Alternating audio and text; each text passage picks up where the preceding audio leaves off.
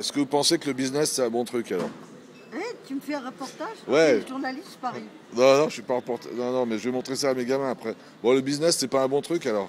Bah, si tu peux pas être un éducateur spirituel, hein, et ben, cultive-les dans la manière dans les valeurs actuelles, hein. Mais il faut d'abord avoir une espèce d'être soi-même initié pour pouvoir initier l'autre, hein. Tu crois Ok. que tes gamins, ils ont quel âge tes gamins? Ouais, ils ont 16 et 20 ans. Oh, dis donc, c'est déjà des vieux, hein. Bah, ils sont vieux. Bah, Ils dis sont donc, trop vieux. bah, ils ne peuvent plus être réformés à cet âge-là. À cet âge-là, il faut Dieu seulement pour réformer. Est-ce qu'ils sont, ils se croient en Dieu? Non. En plus, C'est grave ou quoi? c'est plus que grave. S'ils ne se croient pas en Dieu, ben, ils se croient juste dans les valeurs de la société, Les dans la valeurs politique. spirituelles, quand même. Et Même puis, si Dieu n'existe spirituel. pas. Si, Dieu, c'est justement le Saint-Esprit, là. Comment tu peux. Même la morale, tu la fondes sur quoi? Tu crois que c'est les sur humains? Un petit con d'humain qui fait la morale? Non, je m'excuse. sur La les- morale, c'est l'inspiration. C'est une sagesse qui vient qui est divine et qui inspire certains hommes qui captent cette sagesse et qui ensuite la traduisent en mots. Ok. Donc ça ne peut pas être fondé sur du néant. La morale n'est pas fondée sur le néant. La morale n'est pas fondée sur le caprice des gens, ni leur manière ni leurs opinions, ni rien. C'est vraiment une sagesse divine, spirituelle. Mais tu te rends compte en plus ma gueule, ils se croiront rien Bon, non. ma gueule. Oh. Et s'ils auraient été Brigitte Bardot qu'elle avait 20 ans encore. Mais moi ils diront mais regarde, une clocharde qui parle. C'est vraiment, je ne suis pas clochard du tout, mais enfin, comme je suis considérée. Et voilà, dans cette société, on me considère comme rien parce que je n'ai pas de fric. Hein, et je suis toute seule et je suis sans maison, sans truc, je ne possède rien. Et moi, je sais que je ne suis pas une moins que rien, tu vois. Parce que je sais que j'ai m'appuie sur une morale, sur une intégrité, sur des valeurs sûres, des valeurs irréfragables. Ils font quoi tes enfants? Comme Bah, métier, comme qu'ils veulent devenir. Parce je que sais s'ils pas veulent encore. rentrer dans la banque, tout ce que je dis, ça les fera bien rigoler, hein. Je crois pas qu'ils vont arriver à Ils rentrer sont dans la plutôt banque. idéalistes ou ils sont plutôt matérialistes? Plutôt idéaliste. Ils sont idéalistes? Ouais. Bah, ils n'ont pas besoin de moi alors. Ils sont idéalistes. Et s'ils sont idéalistes, ils se mettent déjà avec en connexion avec l'absolu. Le mieux, c'est que ça soit Dieu à les diriger dans leur vie. Ils ne prennent pas. Dieu les poussera dans certaines lectures, dans certaines idées, leur donnera la force d'assumer, d'endurer certaines épreuves. Parce que les choses ne s'acquièrent pas facilement, tu vois. L'évolution ne s'acquiert pas comme ça. Dans une promenade de croisière, hein, c'est pas une villégiature de plaisir. La vie n'est pas une villégiature, la vie est vraiment une épreuve, une espèce d'ascension vers un niveau supérieur, c'est-à-dire dépasser son humanité. Il faut être plus qu'humain, mais pas dans l'acception de Nietzsche, bien sûr. Ils ont fait de la philo, Moi non, en tout cas. mais eux, ils en ont fait. Bon, un ils en petit ont peu. fait aller au lycée, quoi. Ils ont lu un petit peu de Nietzsche. Peut-être. Ouais, sûrement. Je dis, il faut se dépasser, mais pas sur le plan matériel, il faut se dépasser sur le plan de l'humanité.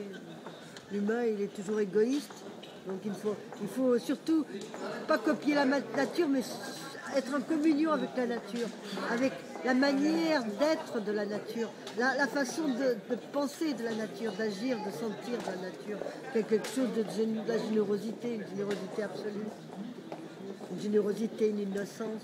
Donc l'humain n'est pas innocent, l'humain n'est pas... Donc il faut être... À l'opposé de l'humain, il faut être innocent, il faut être humble, il faut être généreux, il faut être vrai, véridique. Voilà, Je crois ça. que. Je crois qu'ils en ont déjà assez. Parce qu'il ne faut pas trop en dire, il faut qu'ils se découvrent par eux-mêmes aussi. Enfin, il faut qu'ils fassent bien la différence entre les valeurs humaines et cette sagesse qui est à l'opposé de l'humain, qui est la logique, on dit même la logique de Dieu est un paradoxe pour l'humain, est paradoxal pour l'humain, parce que c'est totalement l'opposé, c'est totalement aux antipodes de ce que l'humain pense et sent, et à tel point que tu n'es pas chrétien, toi. Le Christ était considéré comme un fou.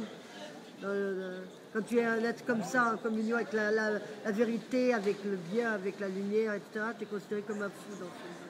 Un fou, un pauvre type. Il faut s'ils veulent être comme ça, il faut qu'ils assument le jugement des autres, le jugement des humains qui les mépriseront, qui leur feront toutes les emmerdes possibles, tous les embrouilles possibles, qui voudront les détruire même. Pourquoi? Parce que c'est un signe. Plus ils sont haïs par le monde et plus ils s'en rapprochent de Dieu.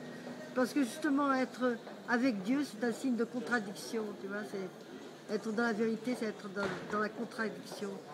C'est un signe de contradiction dans le monde. C'est défier les valeurs du monde. C'est être à l'ennemi du monde. Mais, En tout cas, je leur transmettrai le message. mais c'est un choix qu'ils doivent le faire librement. Hein, c'est pas moi qui leur dis d'être comme ça ou de ne pas être comme ça. C'est à eux de choisir ou la voie de la vie ou la voie des ténèbres. Les ténèbres, c'est le monde. Le monde est dans les ténèbres. Ils pourront mettre des milliards d'ampoules, des milliards de trucs, des cartes. C'est pas les cartes de crédit, c'est pas les voitures, c'est pas la possession qui rend la personne spirituelle légère et lumineuse. Tout ça, ça les encombre, c'est comme une sorte de boulet qu'ils ont au pied, tu vois. Toutes ces possessions matérielles, ça les empêche justement d'aller vers le spirituel. C'est un danger immense. C'est vraiment la trappe. C'est tomber dans une trappe, tout en croyant qu'on a réussi. Parce qu'aux yeux du monde, ce sont des gens réussis, ceux qui ont, ceux qui possèdent. Mais en fait, ils sont dans une trappe. Ils ne pourront pas sortir de ça. Quand ils se tombent dedans, c'est très difficile de s'en sortir. C'est ça le danger. Encore quand tu es moitié pauvre, etc., que tu trimes, etc. Mais quand tu es dans la richesse, tu es vraiment...